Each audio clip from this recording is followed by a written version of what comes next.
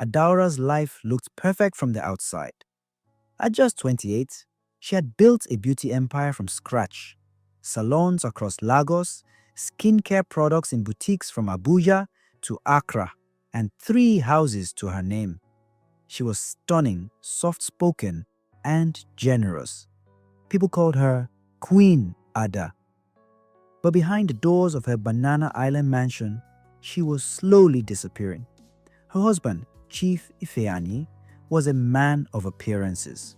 At 30, he was the kind of man who never had time but always had excuses. The wedding ring on his finger was more of a symbol than a bond.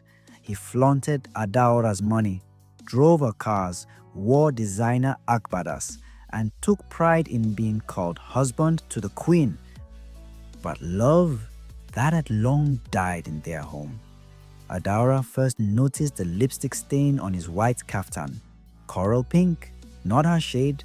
She confronted him gently. He laughed. "You overthink too much, Adaora," he said, kissing her forehead the way a father consoles a naive child. But the signs grew. Calls taken in the bathroom, business trips that didn't match his calendar, nights when he came home with perfume that wasn't hers, and stories that didn't hold. Then came the moment that broke her. One night, she was invited to a women's event in Lekki. As she walked in, she spotted Ifeanyi across the room, his arm around a young, glamorous woman. They didn't notice her. He kissed the woman's neck and laughed loudly, like a free man, like a man who never knew her. Adaora left without a word. She didn't cry, not then. The next day, she checked the home CCTV footage. For the last 3 months, different women had walked through her front gate whenever she traveled. She watched the recordings in silence, her hands folded like she was watching a funeral. She didn't confront him. She didn't scream. She simply shut down. Slowly, she began to test everything around her. Her siblings stopped visiting unless they needed money. Her business partners would only call her when they wanted something signed. One night, while seated by the pool in her mansion, Adaora muttered under her breath, "If I die today, who will cry because I'm gone and not because of what they'll get?" The next morning, she made a plan. She instructed her staff to travel and gave the driver a month off. She contacted a private funeral company. Unusual request, but money spoke. Then she wrote a press release to be leaked online. Beauty mogul Adaora Ifeanyi dies in her sleep. That night, she sat inside a locked room behind tinted glass in her own house and waited to see what love looked like when breath was no longer in her body. The announcement spread like wildfire.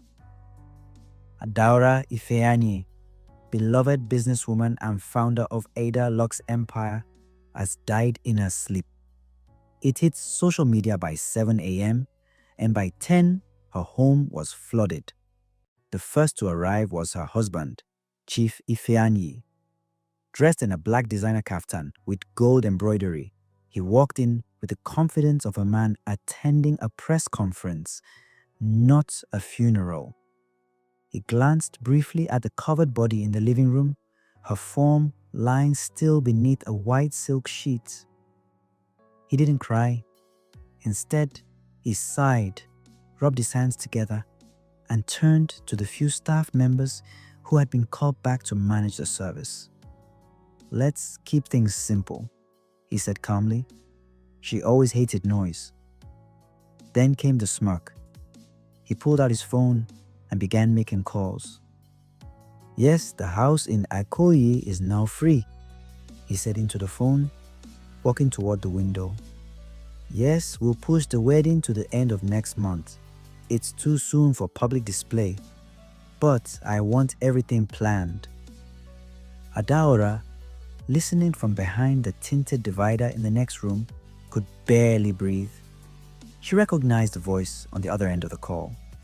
Ngozi, the same young woman from the Lekki event. her husband's girlfriend. He didn't even wait for a day, she whispered to herself. Ifeanyiku wandered into her office and began opening drawers. He flipped through documents, passports, land papers. He laughed. She was too trusting, he said aloud, thinking no one could hear. Now everything's mine. Adaora closed her eyes behind the glass. Her heart hurt, not from betrayal, but from how little she meant to him. All the birthdays, all the holidays, all the times she defended him when her friends warned her, all thrown away like empty wrappers. Later, he returned to the living room, now quieter, only a few guests arriving. He leaned over her covered body, close enough that Adaora could smell his cologne. "Goodbye, darling," he whispered. "Don't worry, I'll take care of your empire and myself." Then he smiled. A real smile, the kind that reached his eyes. And he walked out to take another call. Adaora clenched her fists behind the partition. "He doesn't miss me," she said to herself. "He misses the money, the lifestyle, the power that came from being married to me." This was only the first visitor, the one who swore to love her till death, and he was already planning a new life without her.